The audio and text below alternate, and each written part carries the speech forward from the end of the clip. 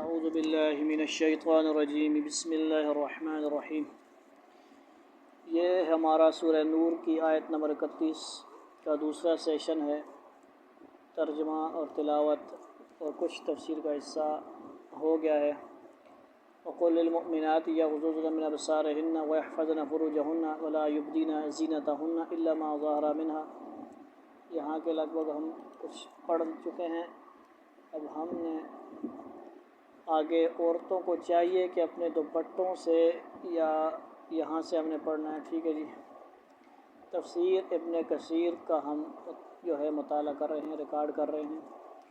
اللہ تعالی ہمیں عمل کی توفیق بھی عطا فرمائے۔ یہ اسی آیت کے ذیل میں اس کے ذہن میں رکھنا ہے۔ پچھلے سیشن اس نے سنا ہو تب ہی اس کو صحیح طرح سمجھ آئے گی، بات نہیں تو نہیں سمجھ آئے گی، ٹھیک ہے جی۔ اس میں ہم نے پہلی 30 نمبر آیت قُلْ لِلْمُؤْمِنِينَ يَغُضُّوا مِنْ أَبْصَارِهِمْ کے تحت تفسیرات پڑھی، اور پھر دوسرا سیشن اور پہلے سیشن میں کچھ آیت وَقُلْ لِلْمُؤْمِنَاتِ ہم نے پڑھی۔ عورتوں کو چاہیے کہ اپنے دوپٹوں سے یا کپڑے سے بکل مار لیں، ٹھیک ہے جی۔ یہاں مار لیں لکھا ہوا ہے لیکن اصل میں بکل مار لیں، تاکہ سینہ اور گلے کا زیور چھپا رہے۔ بکل مارنا اس کو گھونگھٹ کرنا بھی کہہ سکتے ہیں، یا جس طرح آپ کہیں تھوڑی دیر کے لیے عورتیں باہر نکلتی ہیں تو بکل مار لیتی ہیں، ٹھیک ہے جی۔ تھوڑا بہت مطلب پورا چہرہ نظر نہیں آتا ان کا۔ جاہلیت میں اس کا بھی رواج نہ تھا، یعنی اس کا رواج بھی نہ تھا، اس کا جی بکل مارنے کا، پردے کا۔ عورتیں اپنے سینوں پر کچھ نہیں ڈالتی تھیں، جس طرح یہ جاہلیت کا رواج پھر چل پڑا ہے، گرمی کے بہانے فلاں کے بہانے، ٹھیک ہے جی۔ گھبراہٹ ہوتی ہے، یہ ہوتا ہے، تو مختلف سازشوں کے ذریعے، مختلف پروپیگنڈوں کے ذریعے جاہلیت کا دور اللہ تعالیٰ معاف فرمائے واپس آ رہا ہے۔ اس سے اپنی بچیوں کو، عورتوں کو بچائیں ہم، سینے کھلے نہ رہیں عورتوں کے۔ بسا اوقات گردن اور بال، چوٹی، بالیاں وغیرہ صاف نظر آتی تھیں۔ ایک اور آیت میں ہے، یعنی یہ نظر نہیں آنی چاہیے ہر کسی کو۔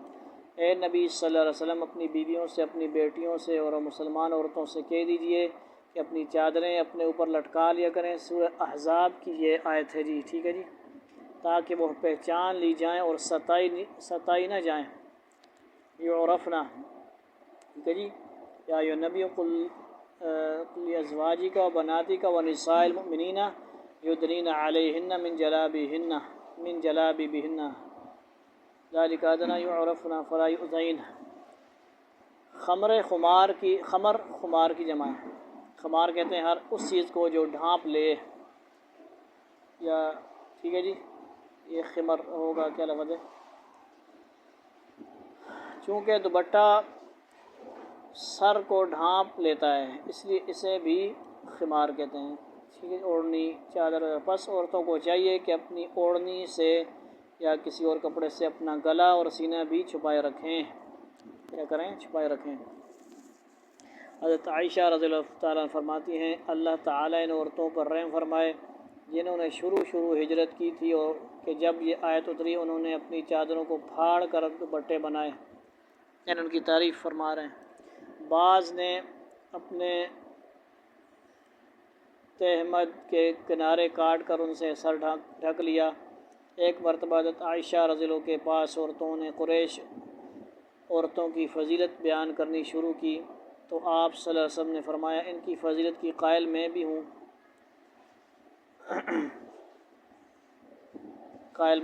ان کی فضیلت کا، لیکن واللہ میں نے انصار کی عورتوں سے افضل عورتیں نہیں دیکھی۔ ان کے دلوں میں جو کتاب اللہ کی تصدیق اور اس پر کامل ایمان ہے وہ بے شک قابل قدر ہے۔ سورہ نور کی آیت وَلْيَضْرِبْنَ بِخُمُرِهِنَّ، یہ بِخُمُرِهِنَّ اس کا اوپر فرمایا گیا، جب نازل ہوئی اور ان کے مردوں نے گھر میں جا کر جائے انہیں سنائی، اسی وقت ان عورتوں نے اس پر عمل کر لیا، اور صبح کی نماز میں وہ آئیں تو سب کے سروں پر دوپٹے موجود تھے، گویا ڈول رکھے ہوئے ہوں، ٹھیک ہے جی۔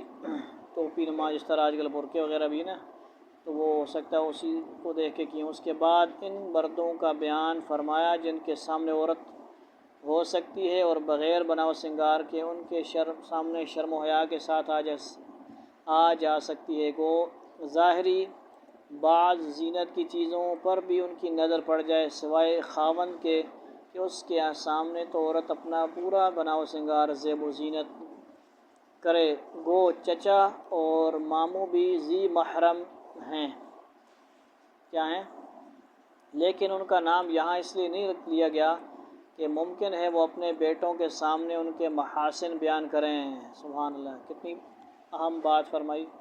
ان آیتوں میں چچا کا بھی ذکر نہیں ہے، ماموں کا بھی ذکر نہیں ہے محارم کے اندر، ٹھیک ہے جی۔ دوسری آیات کے تحت وہ یا احکامات کے تحت وہ محرم میں ہیں، لیکن پردے کی اس قدر اہمیت ہے کہ وہ اگر ان کو اجازت دی جائے، یہ یہاں پہ مخصوص بناؤ سنگار کا بیان ہو رہا ہے، ٹھیک ہے جی، کہ وہ اگر چچا یا ماموں دیکھ لیں اس حالت میں بناؤ سنگار میک اپ تو مطلب اس کو میں کہوں سونے چاندی اور یہ انگوٹھیاں زیورات کی بات ہے، ورنہ دوسرا جو لپٹا چپٹا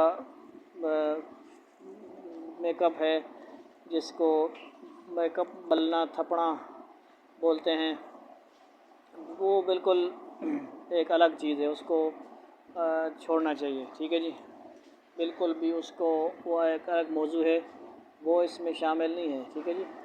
یعنی ماموں وغیرہ دیکھ لیں گے اور پھر وہ جا کے لڑکوں کو بتائیں گے یہ ایسی تھی ایسی تھی، اس چیز کا بھی اللہ تعالیٰ نے پسند نہیں فرمایا، لیکن ان کا نام یہاں اس لیے نہیں لگا کہ اپنے بیٹوں کے سامنے ان کے محاسن بیان کریں، اس لیے ان کے سامنے بغیر دوپٹے کے نہ آنا چاہیے۔ پھر فرمایا یعنی اپنے مکمل زیورات چھپا کر آئیں، ماموں چچا کے سامنے آ سکتے ہیں۔ پھر فرمایا تمہاری عورتیں یعنی مسلمان عورتوں کے سامنے بھی اس زینت کے اظہار میں کوئی حرج نہیں، مسلمان عورتیں، ٹھیک ہے جی، یہ نہیں ہر کسی کے سامنے۔ اہل ذمہ کی عورتوں کے سامنے اس لیے رخصت نہیں دی گئی کہ بہت ممکن ہے کہ وہ اپنے مردوں میں ان کی خوبصورتی اور زینت کا ذکر کریں، مطلب غیر مسلم عورتوں کا آسان سی بات ہے، اہل ذمہ جو ذمی ہیں، عیسائی وغیرہ ہیں ہمارے ملکوں میں، مسلم غیر مسلم ہندو جو بھی ہیں، ان سے دوستی یاری تو ویسے ہونی نہیں چاہیے۔ ان عورتوں کے سامنے بھی وہی حکم ہے جو مردوں کے سامنے ہے، جو ان کو اپنا بناؤ سنگار ہم نے نہیں دکھانا، کیوں کہ پھر وہ اپنے مردوں کے سامنے وہ تو پھر ان کے ہاں تو ہمارے ہاں جو پابندی ہے وہ تو نہیں ہے، ان کے ہاں تو آزادی زیادہ ہے بھائی، زینت کا ذکر کریں گے۔ گو مومن عورتوں سے بھی یہ خوف ہے، مگر شریعت نے چونکہ اسے حرام قرار دیا اس لیے وہ مسلمان عورتیں تو ایسا نہ کریں گی، لیکن ذمی کافروں کی عورتوں کو اس سے کون سی چیز روک سکتی ہے؟ بخاری مسلم میں ہے کہ کسی عورت کو جائز نہیں کہ دوسری عورت سے مل کر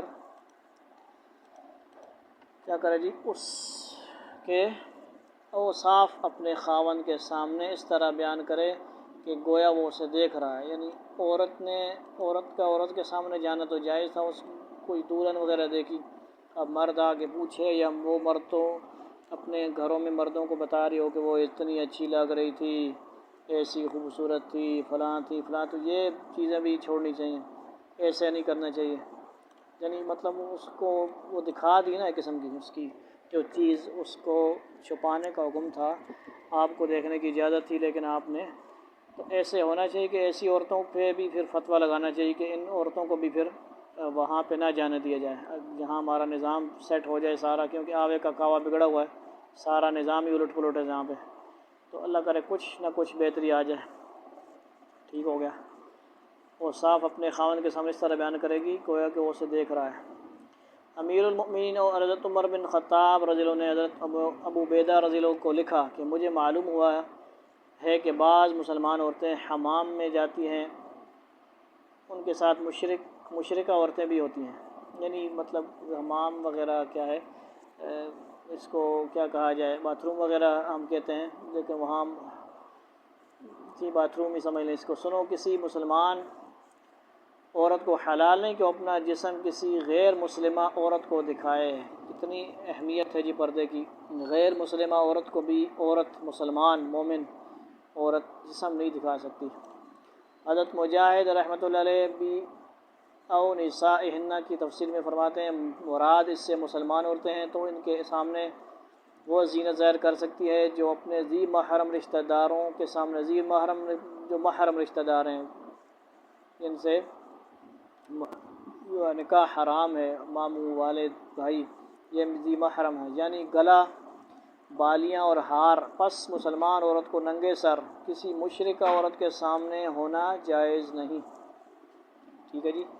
ایک روایت میں ہے کہ جب صحابہ بیت المقدس پہنچے تو ان کی بیویوں کے لیے دایا یہودیہ اور نصرانیہ عورتیں ہی تھیں، دائی وغیرہ یہودی یا نصرانی عورتیں تھیں۔ پس اگر یعنی شروع میں جب گئے، پس اگر یہ ثابت ہو جائے تو محمول ہوگا ضرورت پر یا ان عورتوں کی ذلت پر، پھر اس میں غیر ضروری جسم کا کھلنا بھی نہیں۔ واللہ اعلم۔ ہاں، مشرکہ عورتوں میں جو لونڈیاں باندیاں ہوں وہ اس حکم سے خارج ہیں۔ بعض کہتے ہیں غلاموں کا بھی یہی حکم ہے، یعنی باندیاں غلام ہیں، لونڈیاں ہیں، وہ تو ایک ان کا الگ سسٹم ہے نا، وہ تو ٹھیک ہے جی۔ یہ غیر یعنی آزاد عورتوں کا جو آزاد غیر مسلم ہیں۔ ابو داؤد میں ہے کہ رسول اللہ صلی اللہ علیہ وسلم حضرت فاطمہ رضی اللہ تعالیٰ عنہ کے پاس انہیں دینے کے لیے ایک غلام لے کر آئے۔ حضرت فاطمہ رضی اللہ سے دیکھ کر اپنے آپ کو اپنے دوپٹے میں چھپانے لگی۔ حضرت فاطمہ رضی اللہ اسے دیکھ کر اپنے آپ کو اپنے دوپٹے میں چھپانے لگی، لیکن چونکہ کپڑا چھوٹا تھا، سر ڈھانپتی تھیں تو پیر کھل جاتے تھے۔ مکمل یعنی نہیں تھا، یوں سمجھ لے کہ ایک برقع نما کپڑا ہے، مکمل بڑا نہیں تھا، پیر ڈھانپتی تھیں تو سر کھل جاتا تھا۔ حضرت صلی اللہ علیہ وسلم نے یہ دیکھ کر فرمایا، بیٹی کیوں تکلیف کرتی ہو، میں تو تمہارا والد ہوں اور یہ تمہارا غلام ہے۔ یعنی انہوں نے واضح فرما دیا غلام سے پردہ نہیں ہے، یعنی یہ غلام آج کل کے نوکر شوکر والی بات نہیں ہے، ٹھیک ہے جی۔ آپ صلی اللہ علیہ وسلم کے زمانے میں جو غلام تھے وہ الگ ترتیب ہے، وہ غلام تھے۔ آج کل کے غلام تو وہ نوکر شوکر اس میں داخل نہیں ہے، یہ بھی یاد رکھنے کی بات، نوکر شوکر ٹھیک ہے جی، یہ الگ سسٹم ہے۔ یہ نہیں ہے کہ جوان نوکر ہیں اور وہ بے پردہ ہوں، بے حد الامکان ان کے سامنے جائز نہیں ہے کہ یہ مالکن پن ٹھن کے پھر رہی ہو، مالک کے سامنے نوکر گپے شپے مار رہا ہو، تو یہ بالکل بھی الگ چیز ہے، اس کو سمجھنا چاہیے۔ ابن عساکر کی روایت میں ہے کہ اس غلام کا نام عبداللہ بن مسعدہ تھا، یہ فرازی تھے، سخت سیاہ فام۔ اب یہ بھی تفصیل بھی آپ دیکھیں نا، وہ غلام کیسا تھا، سیاہ فام تھا۔ سیاہ فام مطلب کیا ہے، کالا حبشی، سمجھ آ رہی۔ حضرت فاطمہ تو زہرا رضی اللہ عنہ نے انہیں پرورش کر کے آزاد کر دیا تھا، یعنی وہ غلام اتنا چھوٹا تھا، ٹھیک ہے جی، چھوٹا کر کے بڑا کیا۔ صفین کی جنگ میں یہ حضرت معاویہ رضی اللہ کے ساتھ تھے اور حضرت علی رضی اللہ کے بہت مخالف تھے، ٹھیک ہے جی۔ یہ انہوں نے تفصیل لکھی، بہرحال یہ الگ بحث نہ شروع ہو جائے، یہ ان کی صرف بتا رہے ہیں کہ وہ کیسے تھے، مطلب خوبصورت نہیں تھے اور غلام ایسے ہی ہوتے تھے، کالے سیاہ فام۔ تو یہ بھی ترتیب سمجھنی چاہیے، تفصیل مقصد بتانے کا یہ ہے کہ ان کی طرف کوئی شہوت والا سسٹم بھی نہیں ہو سکتا تھا۔ مسند احمد میں ہے کہ رسول اللہ صلی اللہ علیہ وسلم نے عورتوں سے فرمایا، اما فاطمہ ہوں، ان کے حیا کی تو کوئی مثال ہی نہیں، ان جیسا کوئی ہے جن سے فرشتے حیا کریں، جو پل صراط پہ آئیں تو فرشتوں کو پردہ کرنے کا حکم ہو، تو ان کے حیا جن کو رات کے اندھیرے میں دفنایا گیا، ان جیسا پردہ تو کہاں سے لائیں گے ہم۔ مسند احمد میں ہے کہ رسول اللہ صلی اللہ علیہ وسلم نے عورتوں سے فرمایا، تم میں سے جس کسی کا مکاتب غلام ہو، جس سے یہ شرط ہو گئی ہو، یعنی غلام جب آپ سمجھیں گے تو اس کے اندر غلام کی ایک اور قسم مکاتب غلام بھی ہوتا ہے۔ مکاتب غلام وہ آگے بتا رہے ہیں خود، جس سے یہ شرط ہو گئی ہو کہ اتنا روپیہ دے دے تو تو آزاد، پھر اس کے پاس اتنی رقم بھی جمع ہو گئی ہو تو چاہیے کہ اس کے سے پردہ کرے، یعنی وہ شرط پوری ہو گئی تو وہ آزاد ہو گیا قسم کا، اب وہ غلام نہیں رہا۔ مکاتب غلام اسے بولتے ہیں جس سے تحریری طور پہ ریٹن کوئی ثبوت دے دیا جائے، اتنے پیسے آپ اتنے عرصے میں اتنے میں دے دو گے، اس کے بعد تم آزاد۔ پھر بیان فرمایا کہ نوکر چاکر کام کاج کرنے والے ان مردوں کے سامنے جو مردانگی نہیں رکھتے، عورتوں کی خواہش جنہیں نہیں ہے، یہ بہت بوڑھے ہیں، بالکل فارغ ہیں، بس بوڑھے جی، بہرحال مرد تو اتنے جلدی فارغ نہیں ہوتے، بوڑھے ہو بھی جائیں بہت ساری عادتیں ان میں ہوتی ہیں، ٹھیک ہے جی، مردوں کو پتہ ہوتا ہے، لیکن انہوں نے لکھا ہے بہت بوڑھے ہوں میاں جی، فارغ شدہ، ایکسپائر، عورتوں کی خواہش جنہیں نہیں، اس مطلب کہ ہی وہ نہیں، ان کا حکم بھی ذی محرم مردوں کا ہے، یعنی اوپر جو فرمایا گیا نا، یعنی ان کے سامنے بھی اپنی ایسی زینت کے اظہار میں مذائقہ نہیں، یعنی بلا ضرورت، اب ضرورت ہے گھر میں بیٹھے ہوئے ہیں 24 گھنٹے، ٹھیک ہے جی، اور اپنا اللہ اللہ کر رہے ہیں، اور آپ کا بھی مطلب بار بار، اور محرم اس کے علاوہ سارے محرم ہیں اور وہی ہے، وہ بار بار دوپٹہ کرنے میں مسئلہ ہو رہا ہے، اس میں بھی دیکھا جائے گا مخصوص کہ آیا اس کا رویہ کیسا ہے، ٹھیک ہے جی، کہ وہ چھیڑا چھاڑی تو نہیں کرتا، دیکھتا تو نہیں رہتا، تاڑتا تو نہیں ہے، سمجھ آ گئی بات۔ ہر جو ہے مسئلے کا تھوڑا الگ حال ہوتا ہے نا، کچھ مخصوص مسائل بھی ہوتے ہیں، حالات کے دیکھتے ہوئے ان کو فیصلہ کیا جاتا ہے۔ یہ وہ لوگ ہیں جو سست ہو گئے ہیں، عورتوں کے کام کے ہی نہیں، نہ عورتیں ان کے کام کی ہیں نہ وہ عورتوں کے، لیکن وہ مخنث اور ہجڑے جو بد زبان اور برائی کے پھیلانے والے ہوتے ہیں، ان کا یہ حکم نہیں ہے، ٹھیک ہے جی۔ جو پیشہ ور ہجڑے ہیں، خواجہ سرا ہیں، ان کا کام ہی ڈانس کرنا، بے حیائی پھیلانا، باتیں کرنا، کمائی ان کا ذریعہ ان کا یہی بنا ہوا ہے، ان سے پھر پردہ ضروری ہوگا۔ جیسے کہ بخاری مسلم وغیرہ میں ہے کہ ایک ایسا ہی شخص حضور صلی اللہ علیہ وسلم کے گھر آیا تھا، چونکہ اسے اسی آیت کے ماتحت آپ کی ازواج مطہرات نے سمجھا، اسے منع نہ کیا تھا، اتفاق سے اسی وقت رسول اللہ صلی اللہ علیہ وسلم آ گئے۔ اس وقت وہ حضرت ام سلمہ کے بھائی عبداللہ سے کہہ رہا تھا کہ اللہ تعالیٰ جب طائف کو فتح کرائے گا تو میں تجھے غیلان کی لڑکی دکھاؤں گا کہ آتے ہوئے اس کے پیٹ پر 4 شکنیں پڑتی ہیں اور وہ واپس جاتے ہوئے 8 نظر آتی ہیں۔ اسے سنتے ہی حضور صلی اللہ علیہ وسلم نے فرمایا، خبردار، ایسے لوگوں کو ہرگز نہ آنے دیا کرو، یعنی اس کی پتہ لگ گیا نا، اب یہ اس قسم کے میں شامل نہیں ہے، یہ تو ایسی باتیں کر رہا ہے، بے حیائی پھیلا رہا ہے۔ ان الذین یحبون ان تشیع الفاحشۃ فی الذین آمنوا لهم عذاب علیم فی الدنیا والآخرہ، یعنی وہ یہ کام کر رہے ہیں، ان کے لیے تو دردناک عذاب ہے، اس سے پردہ کر لو، ٹھیک ہو گیا۔ چنانچہ اسے مدینے سے نکال دیا گیا، بیدا میں یہ رہنے لگا، یعنی اتنا غلط بے حیائی والی باتیں کر رہا تھا، بے حیائی پھیلا رہا تھا عورتوں کی، تو اس کی کیا سزا ہوئی، اسے نکال ہی دیا گیا۔ ایسے ہی جراثیم کو ہم نکالنا شروع کر دیں گے، اینٹی وائرس لائیں گے، ایسے وائرس کو نکالنا ایک ایک کر کے، تو پھر معاشرہ پاکیزہ پاک صاف ہوگا کہ نہیں؟ وہاں سے جمعہ کے روز آ جاتا اور لوگوں سے کھانے پینے کو کچھ لے جاتا، یعنی اب کچھ کام کاج نہیں تھا کوئی، مقصد یہ تھا ایسے ہجڑے میجڑوں کو بھی کوئی نہ کوئی ایک طریقے سے ایک لیمٹ پہ رکھنا چاہیے نا، ان کو پورا خیال کرنا چاہیے۔ اللہ رب العزت ہمیں عمل کی توفیق عطا فرمائے۔ بقیہ لیکچر انشاءاللہ اگلے سیشن میں۔ والسلام علیکم۔